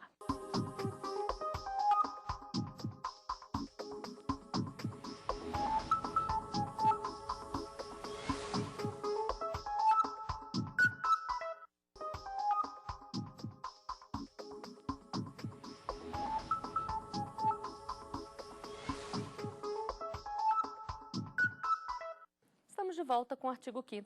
Os nossos convidados são a pedagoga Maraísa Estevão e Yuri Gagarin, presidente do Conselho de Defesa dos Direitos da Pessoa com Deficiência do GDF. No programa de hoje estamos falando sobre ensino especial. A Convenção de Direito das Pessoas com Deficiência, promulgada pela Organização das Nações Unidas em 2007, prevê que os estados devem assegurar um sistema educacional inclusivo em todos os níveis. O Brasil é parte desse tratado, que tem valor de emenda constitucional desde 2008 e tem implementado uma série de medidas que já mostram resultado.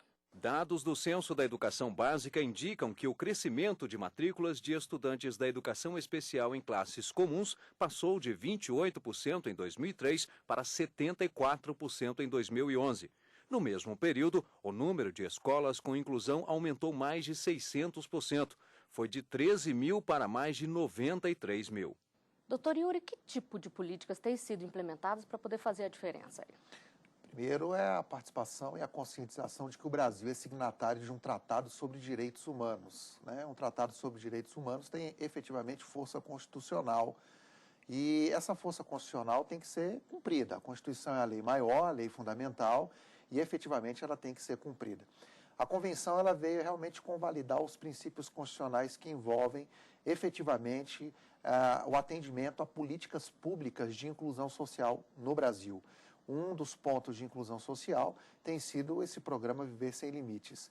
Mas, independentemente do programa Viver Sem Limites, que é um programa do governo federal de alocação de verbas no valor de aproximadamente 7 bilhões de reais, vem o trabalho que é feito pela própria sociedade civil, junto aos governos estaduais e municipais de conscientização de que os estados, de que os governadores, de que os prefeitos de que os envolvidos na política local devem ter essa consciência na hora, efetivamente, de voltar as suas políticas para a assistência das pessoas com deficiência. Um maior exemplo disso tem sido o atendimento, por exemplo, uma tentativa, mas que está sendo feito ainda de forma muito tímida, mas já está acontecendo, o fornecimento de cães-guias no Brasil hoje, que tem um custo muito caro, o fornecimento e adaptação de colégios na área de braille, efetivamente para as pessoas que não têm a possibilidade de ver, então, estabelecendo a possibilidade de professores especializados nessa área. Então, o Estado ele tem proporcionado ou procurado proporcionar cursos de formação inclusiva para que, efetivamente, os professores tenham essa condição de fornecer esse trabalho especializado. Professora, e qual que é a importância para as pessoas com deficiência dessa inclusão? A inclusão, ela é um processo. Ela deve ser entendida como um processo de adaptação dessa pessoa na sociedade, não somente na escola. Nós puxamos para a educação a responsabilidade dessa inclusão, mas, na verdade, ela é uma inclusão em todas as políticas públicas. É importante a gente deixar claro que a inclusão ela não é educacional somente. A inclusão da pessoa com deficiência, ela é num shopping, num supermercado, num hospital, enfim, todas as áreas da nossa sociedade.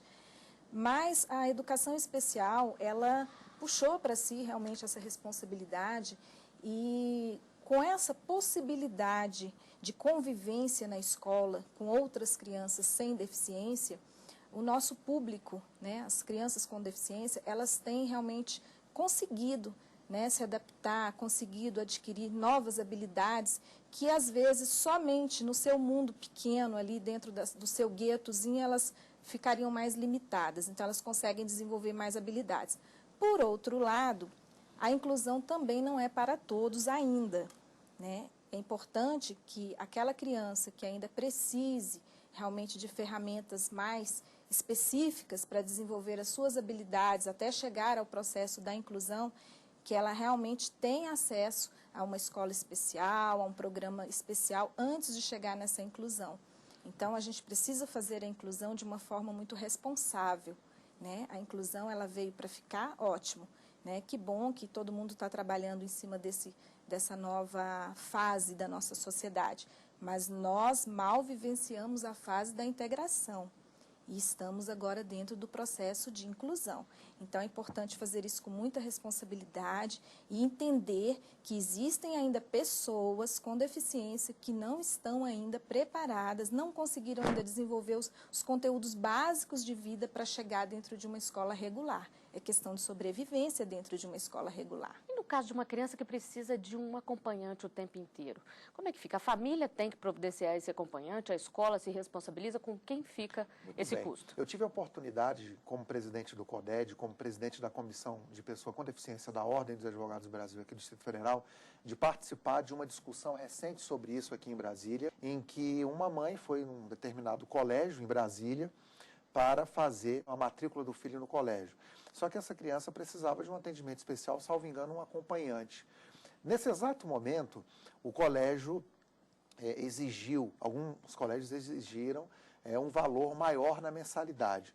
E essa discussão foi muito atiçada aqui em Brasília. Eu vi posições dos dois lados, inclusive do próprio Ministério Público, de pessoas de que o colégio não deveria fazer esse pagamento desse acompanhante, isso deveria ser feito pelos pais. Ouvi posições de que isso deveria ser dissolvido de alguma forma nas mensalidades. Então, a discussão ainda é uma discussão recente. Ela não está convalidada, ela não está firmada ainda, e nós estamos acompanhando aí os posicionamentos judiciais e acompanhando os posicionamentos do Ministério Público como fiscal da lei para ver qual a posição que será adotada. Ainda vai ter muita discussão. Né? Muita discussão, porque você envolve diretamente a questão do ensino privado, claro, e envolve a questão constitucional, que é de você tratar as pessoas de forma desigual na medida da sua desigualdade. Nós temos na Secretaria de Educação um trabalho realizado por monitores.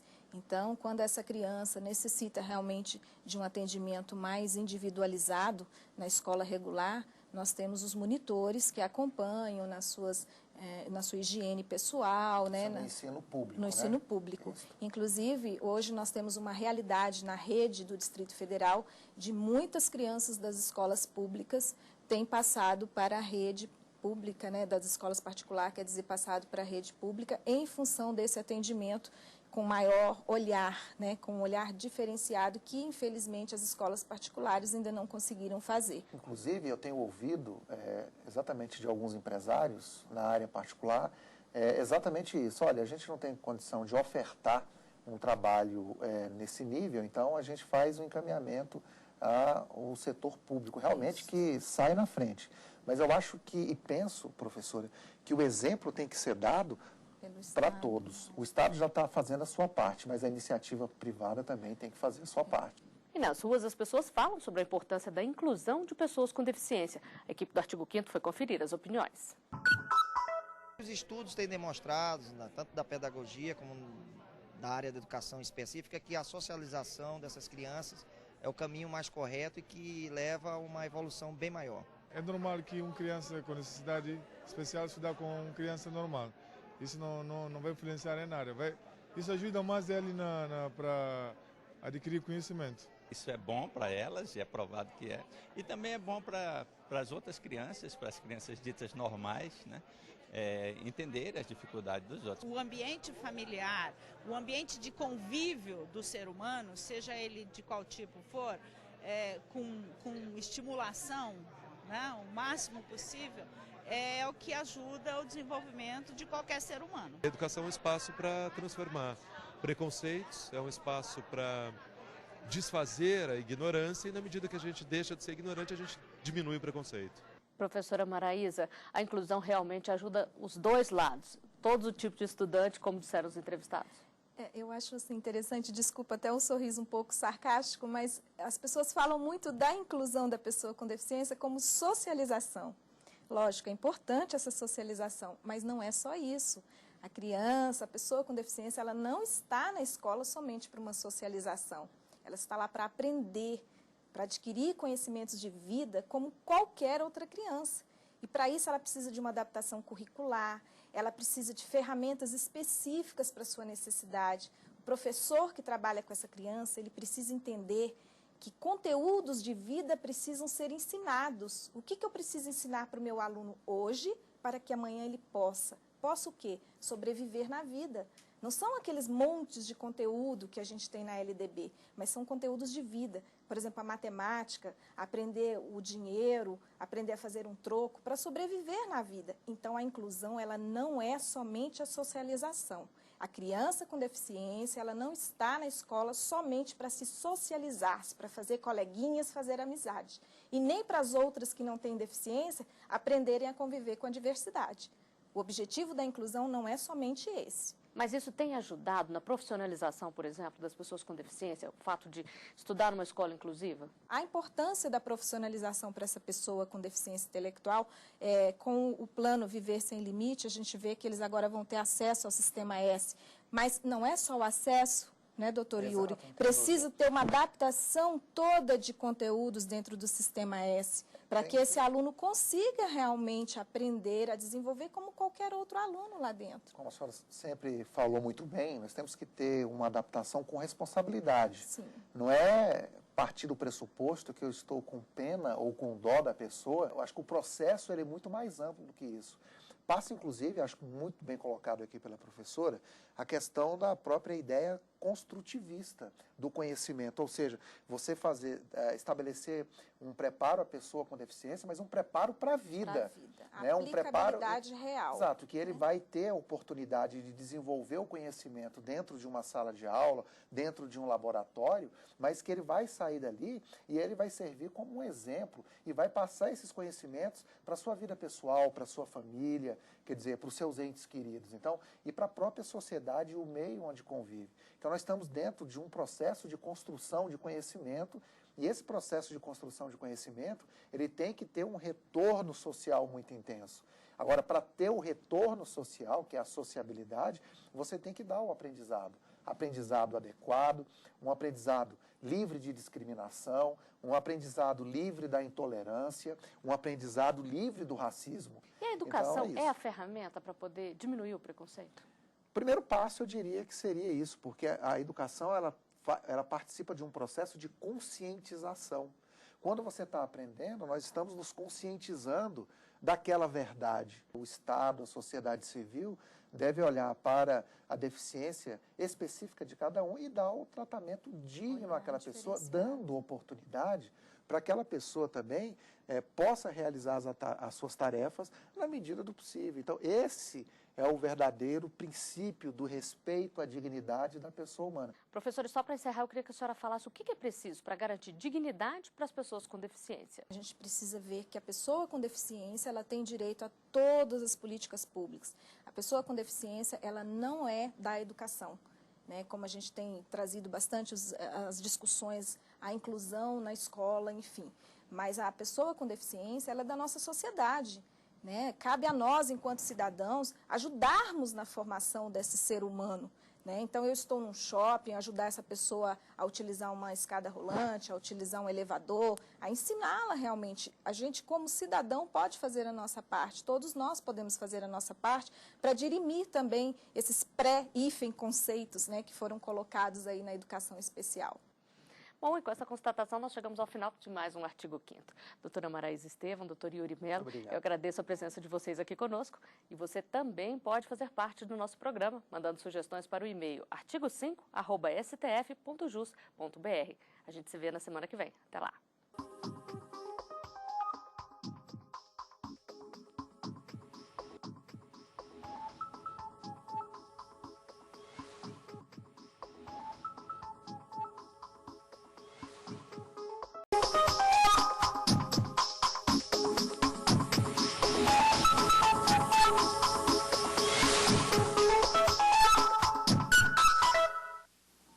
Começando o Artigo 5º, um programa que leva até você temas que estão na Constituição Federal, que fazem parte do dia a dia de todos nós, cidadãos brasileiros.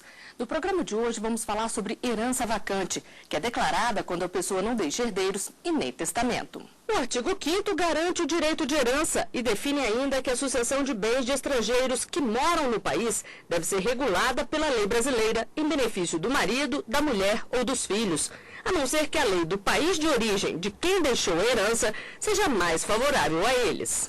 E para falar sobre herança, nós temos dois convidados no estúdio do Artigo 5º. Está aqui conosco Evaldo Feitosa, tabelião do 4º Ofício de Notas. Ele também é diretor de notas da ANOREG, Associação dos Notários e Registradores do Brasil. Já bem-vindo, doutor Evaldo. Gostaria que o senhor começasse explicando para nós o que caracteriza a herança vacante. Todo patrimônio, toda a propriedade tem um dono. Por isso é que a Constituição, no artigo 5º, diz que assegura o direito de herança. Na verdade, a pequena impropriedade do legislador que seria o direito de sucessão. Mas é o direito de herança que eles colocam, porque ao haver a morte de um senhor, de um pai de família, imediatamente a herança é transmitida para todos os herdeiros. Até se conhecer esses herdeiros, é uma fase que a gente chama de herança jacente, até ser conhecidos esses herdeiros. E a herança vacante? A herança vacante será um período após a declaração de um ano e dia, aí o juiz declara a herança vacante, se não ocorrer herdeiros, ou se todos os herdeiros renunciarem. E também está aqui conosco a advogada Carla Fayad. Ela atua na área de família e sucessões. É também professora da Universidade Católica de Brasília e da ATAME. Já bem-vinda, doutora Carla. Obrigada. É comum no Brasil casos de herança vacante? Isso acontece muito ou é raro? Esses casos não são muito divulgados, mas acontece sim.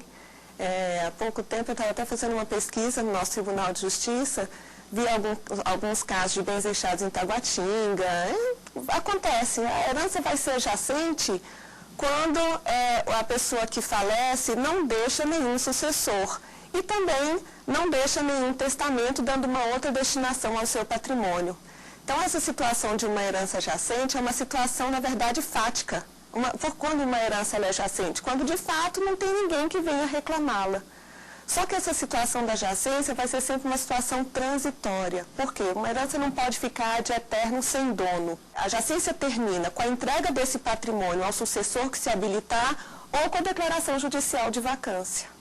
Mas nem só de bens se faz uma herança. Em alguns casos, a pessoa deixa também dívidas. E quando não há herdeiro conhecido, a responsabilidade de resolver o problema é do Estado. Quando uma pessoa morre e não tem herdeiros e nem deixou testamento, é escolhido um curador. Esta pessoa fica responsável por administrar o dinheiro e as propriedades até uma sentença judicial decidir a transferência do patrimônio para a União. Este advogado explica que existe um prazo para a herança ser considerada vacante. Quem deve procurar os herdeiros, na realidade, é o próprio magistrado ou Estado-juiz, não é? Através da publicação do edital, ficou público e notório.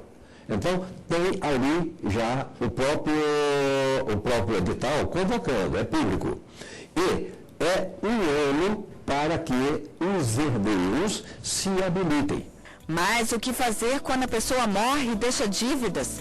Foi o que aconteceu com o deputado Clodovil, que não tinha herdeiros e em testamento determinou que os bens fossem doados para 2 entidades filantrópicas que ainda nem foram criadas. O problema é que o deputado deixou dívidas trabalhistas.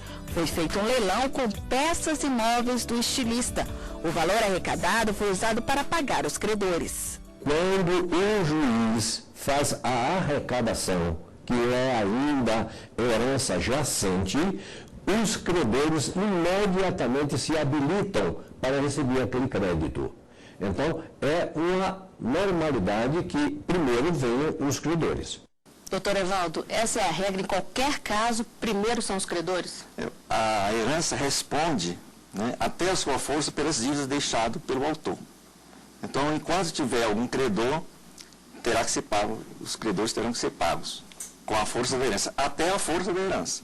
Não passa para os herdeiros as outras dívidas que a herança não possa cobrir. Eu acho que é importante a gente deixar claro que só vai ser partilhado efetivamente a herança, é o patrimônio líquido deixado pelo falecido. Então, para que você possa chegar à fase da partilha, primeiro vem a fase do inventário. Nessa fase do inventário, 2 são as finalidades: apurar o patrimônio deixado pelo falecido, apurar quem são os sucessores e fazer a liquidação dos bens. Então, na verdade, só se partilha o que sobra.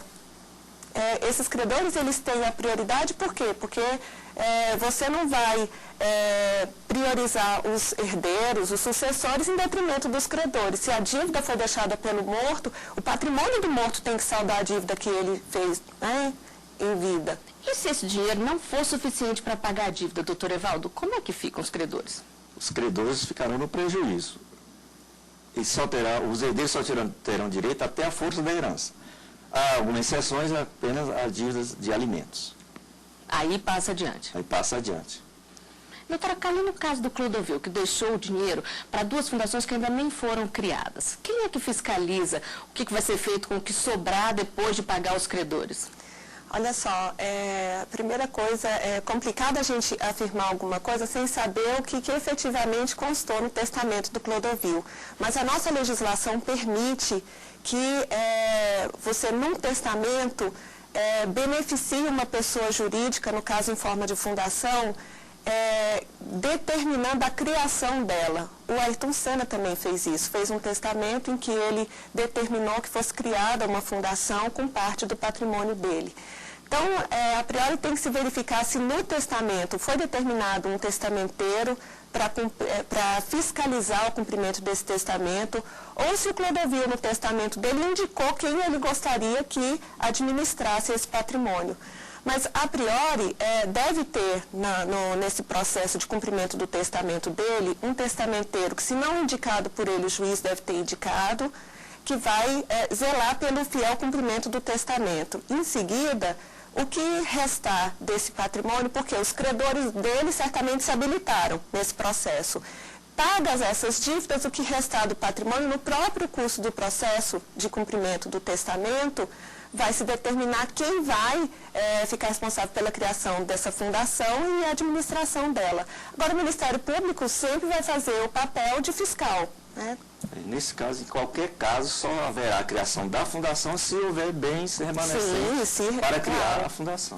Doutora Carla, como é que é feita a busca por esses herdeiros? Se uma pessoa morre e não deixou herdeiro conhecido, como é que é feito isso?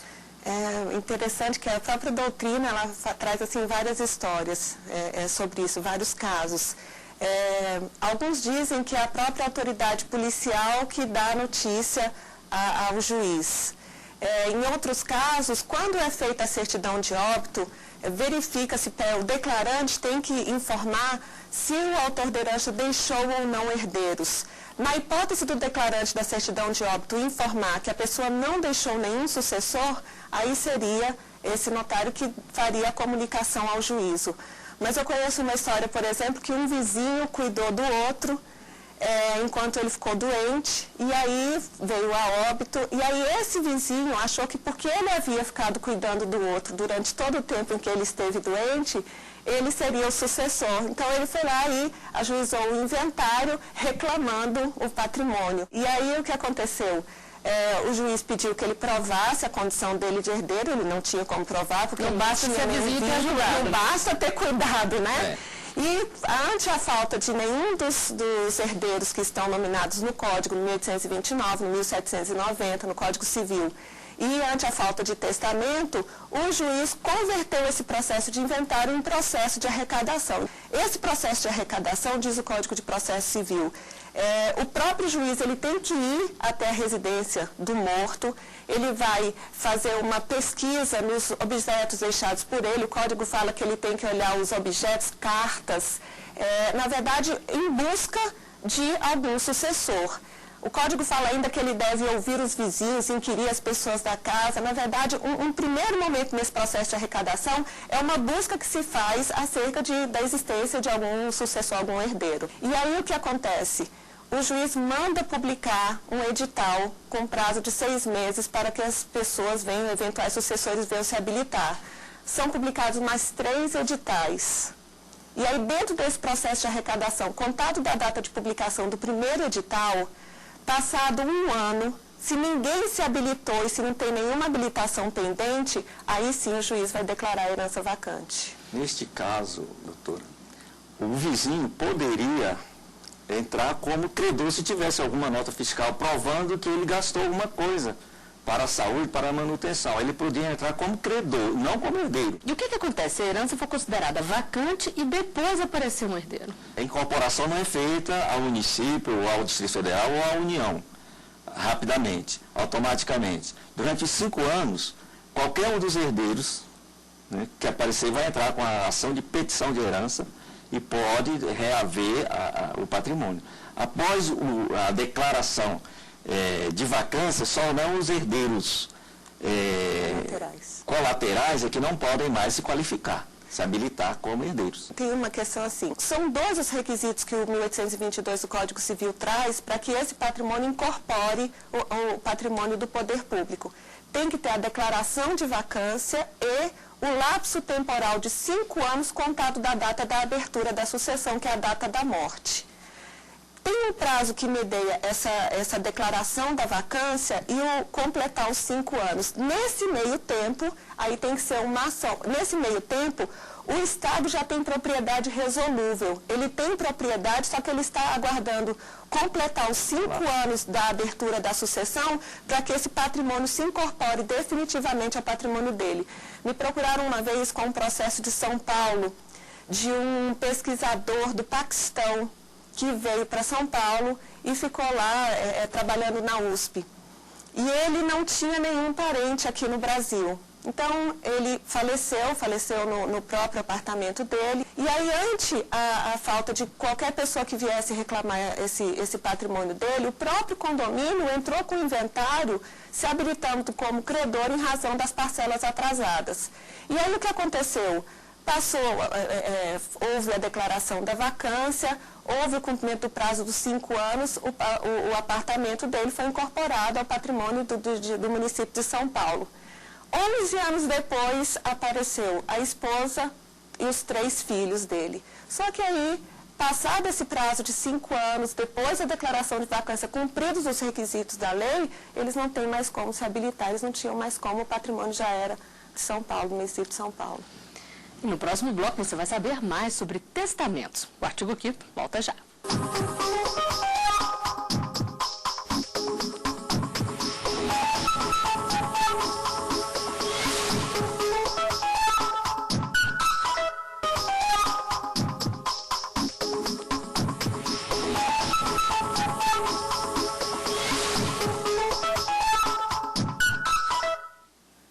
Estamos de volta com o artigo 5º. Os nossos convidados são a advogada Carla Fayad e o tabelião Evaldo Feitosa. No programa de hoje estamos falando sobre herança vacante. Um instrumento que pode ser usado quando as pessoas querem deixar a vontade expressa é o testamento. Ele é considerado um negócio jurídico e, em alguns casos, requer o registro em cartório. Doutor Evaldo, qual que é o passo a passo para quem quer fazer um testamento? Primeiro precisa distinguir os tipos de testamento. O primeiro testamento público. A pessoa vai a um cartório com 2 testemunhas, leva a identidade CPF e faz o testamento. O outro tipo de testamento é o testamento particular. A pessoa não precisa ir em cartório, pode fazer em casa, aí existe no mínimo 3 testemunhas e tem a mesma validade do testamento público. A diferença é que o testamento particular precisa ser confirmado em juízo por no mínimo 2 testemunhas. Se houver apenas uma testemunha, o juiz vai verificar com mais propriedade, mais profundidade, se aquele realmente é o desejo da pessoa que deixou o testamento. Só complementando, se o senhor me permite, dentre os testamentos ordinários tem também o testamento cerrado. Se uma pessoa quer fazer uma disposição testamentária contemplando alguém que ela não queira que de plano todo mundo saiba, pode procurar o cartório e fazer um testamento cerrado. Nesse caso, a pessoa faz a cédula testamentária antes e leva para o tabelião apenas fazer o auto de aprovação. E aí o tabelião vai lacrar esse testamento, por isso ele é cerrado, ele vai lacrar. E aí aquela disposição, aquele testamento só vai ser aberto quando da abertura da sucessão, né? Quando da morte da pessoa. E também existem os testamentos especiais, que são para situações especiais. Aí vai ser o testamento marítimo, o aeronáutico e o militar. Esse é um cuidado que as pessoas devem ter, principalmente quando não tem herdeiros? Na verdade, fazer o testamento é uma escolha. A pessoa ela pode fazer um testamento tendo ou não herdeiros, porque o nosso sistema jurídico é da divisão necessária. Quem tem herdeiros necessários, que são os descendentes, ascendentes e o cônjuge, pode fazer testamento, mas só pode testar metade do seu patrimônio, porque a outra metade a lei resguarda para esses herdeiros necessários. Quem não tem descendente, ascendente nem cônjuge, tem apenas companheiro ou colaterais, que são irmãos, sobrinhos, tios e primos, que são os colaterais que vão até o 4º grau, porque se for na classe de descendentes e de ascendentes não tem limite de grau, é só no grau colateral que a gente vai até o 4º, no grau não, no parentesco colateral que vai até o 4º. Essa pessoa pode dispor de todo o patrimônio num testamento, porque colaterais e companheiros são herdeiros facultativos na letra da lei, né? Há uma discussão se o companheiro é ou não um herdeiro necessário. E aí a pessoa pode dispor, seja de 50% da totalidade do patrimônio dela, por meio de um testamento, dando a destinação que ela quiser. Chegando ao ponto até do que o Clodovil fez, de contemplar quem ainda nem existe. Porque o nosso código permite que você contemple prole eventual, que são os filhos de alguém que ainda nem tem filhos, né? Os filhos ainda não concebidos de pessoas indicadas pelo testador, ou, no caso, a criação de fundações. E se a pessoa mudar de ideia depois, doutor Evaldo, ela pode mudar esse testamento a qualquer momento? A qualquer momento pode mudar. E não há nenhuma restrição para a venda do patrimônio, continua vendendo. O único órgão que exige que cancele o testamento é a Caixa Econômica. Eles até hoje não explicaram por que eles exigem. Porque não é necessário. E essa decisão é soberana, doutora Carla? Ou alguém pode contestar? Na verdade, a revogação é um ato do próprio testador. Se ele revogar, e se ele revogar por meio de um outro testamento que seja válido, aí é soberano, não tem como. Na verdade, o que se pode questionar é a validade do testamento, que geralmente quem é preterido sempre o faz, né? Como é que fica quando a pessoa quer doar os bens em vida, doutor Evaldo? É possível? O que ela tem que fazer? É possível. Ninguém pode doar tudo o que tem. Tem que deixar uma parcela para a sobrevivência. Mas é possível fazer doação. Se for doação para um dos filhos, né, aí esta doação, se não for dito nada, é considerado como adiantamento da legítima. Não há necessidade dos outros irmãos concordarem. Vai ser tido como se fosse adiantamento da legítima. Já a venda é diferente. A compra e venda de descendente, de ascendente para descendente, é necessário a participação dos outros irmãos. E uma coisa interessante nessa antecipação da legítima é que o Código prevê a possibilidade da colação.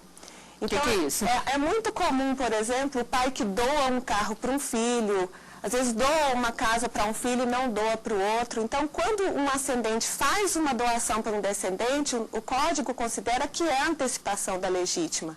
A doação do ascendente para o descendente e de um cônjuge para o outro. Quando ocorre a abertura da sucessão, aqueles que foram preteridos, eles podem pedir no processo de inventário a colação desses bens. O que é a colação?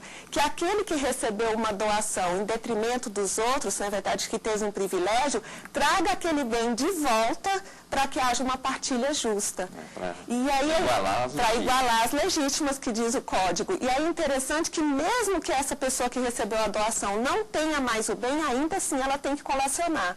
Se ela tiver o bem, ela traz o bem para o inventário. Se ela não tiver o bem, ela vai ter que trazer o valor ao tempo da doação. Então, imagina ao tempo da doação, ao não tempo corrigir. da doação.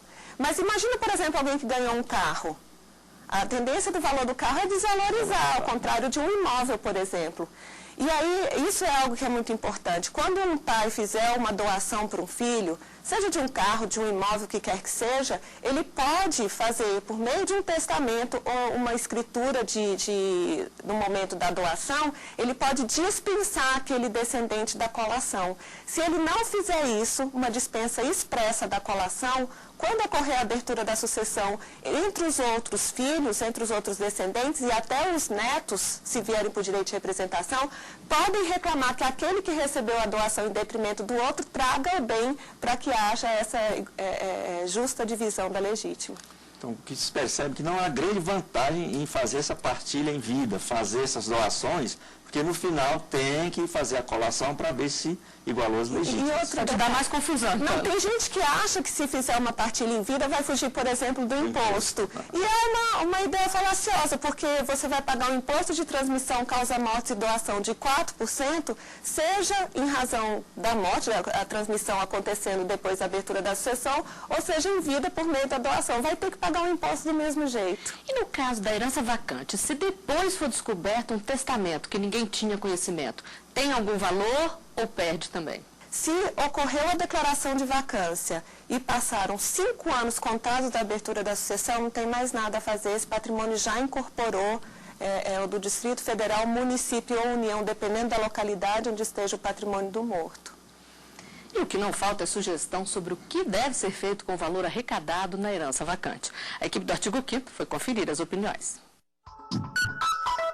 Eu não acho certo, porque esse dinheiro eles não investem direito, porque esse dinheiro tem que ser investido em educação, mais policiamento. Deveria doar, né? Para casas de idosos, coisas de criança, com câncer, essas coisas assim. Tem tanta gente carente precisando, né? Criança. Acho que é o certo. Deveria, contribuir com quem está precisando, que tem muita gente precisando, né? Transporte, que a gente precisa, tudo uma porcaria, não vale nada. Acho que deveria contribuir um pouco com quem precisa, né? Isso deveria ser investido na educação, na segurança e outros benefícios que a população precisa, melhorias e moradia, que são poucas também que a gente deseja. Acho que ele deve doar para instituições. É isso que eu acho. Doutora Carla, a gente viu aí que o que não falta é sugestão, mas na verdade o que é feito com esses bens arrecadados na herança vacante? Na verdade tudo vai depender do que a herança seja composta. Se são imóveis, por exemplo, esses imóveis passam a pertencer ao Estado. E aí passam a ser bens públicos, vai depender da localização para verificar a destinação. Se for dinheiro, também incorpora ao poder público, e aí pode ser dada destinação a fundações, aí tudo vai depender do gerenciamento do próprio Estado. Mas quem que escolhe, doutor Evaldo, onde é que vai ser aplicado, em que tipo de fundação? Ou já existe uma determinação? Geralmente o Ministério Público é quem fiscaliza essa aplicação. Se for FGTS, essas verbas rescisórias, PIS, PASEP e FGTS, vai para o fundo próprio do FGTS e do PIS, PASEP. Não vai para o município. Né? E quem fiscaliza, geralmente, é o Ministério Público, que é responsável pelas fundações. Foi criada a fundação, Ministério Público das Fundações. Então, o órgão principal de fiscalização é o Ministério Público. E é ele quem define também para que... Não é ele que define, é o município. É o município que define. É por isso que não tem como a gente dizer especificamente o que vai acontecer, porque se esse bem estiver localizado no município, passa para o município e aí o gestor público que vai dar a destinação. Até 1990, a regra era que era para as universidades. A partir de 1990, caiu essa. Quer dizer, pode ser para outro órgão. O município é que determina, que vai ver qual a melhor aplicação que vai dar. Sempre fiscalizado pelo Ministério Público, a aplicação desses bens. Só para a gente encerrar, então, tem alguma dica para dar para quem está pensando em fazer um testamento ou para quem não tem herdeiros, por exemplo, doutora Carla? Na verdade, eu acho que, como está hoje o nosso direito sucessório, quando o companheiro concorre com descendentes, quando o cônjuge concorre, a mudança foi tão significativa no Código de 2002 que é sempre interessante que a pessoa busque fazer um planejamento sucessório. Busque um advogado, um tabelião da confiança, se intere em relação a como vai dar esse fenômeno sucessório, quem são os sucessores. E aí a pessoa tem a possibilidade, por meio do testamento, de desenhar como quer que seja feita essa partilha. Lembrando sempre que quem tem herdeiro necessário, que são os descendentes, os ascendentes e o cônjuge, essa pessoa só pode dispor de metade do seu patrimônio. Mas também pode dispor para quem quiser, com algumas exceções que o Código vai trazer. Mas é sempre interessante buscar o auxílio profissional de alguém especialista na área, isso é imprescindível, porque também se a pessoa fizer uma escolha errada, o testamento não vai ser válido, ele tem que cumprir as formalidades todas sob pena de nulidade. Então tem que ter uma boa assessoria para que faça um negócio jurídico, como você bem colocou, que é o testamento, e que ele seja válido e produza os seus efeitos. Hoje, a maioria dos testamentos que se faz no cartório hoje é o marido deixando para a mulher a parte disponível e a mulher deixando para o marido a parte disponível. Isso por quê? Isso em decorrência da situação criada pelo novo Código Civil, que deixou algumas lacunas sobre esse direito de concorrer ou não concorrer, além da meação, concorrer com os filhos herdeiros. Tem que se deixar tudo certinho, então. Então, a melhor coisa que se faz é procurar um cartório e deixar a parte disponível para a mulher, depois a mulher, quando faleceu, para o marido, depois ela transmite para os filhos. Bom, e com essas dicas nós chegamos ao final de mais um Artigo 5º. Doutora Carla Fayad, doutor Evaldo Feitosa, eu agradeço a participação de vocês aqui conosco e a gente se vê na semana que vem. Até lá.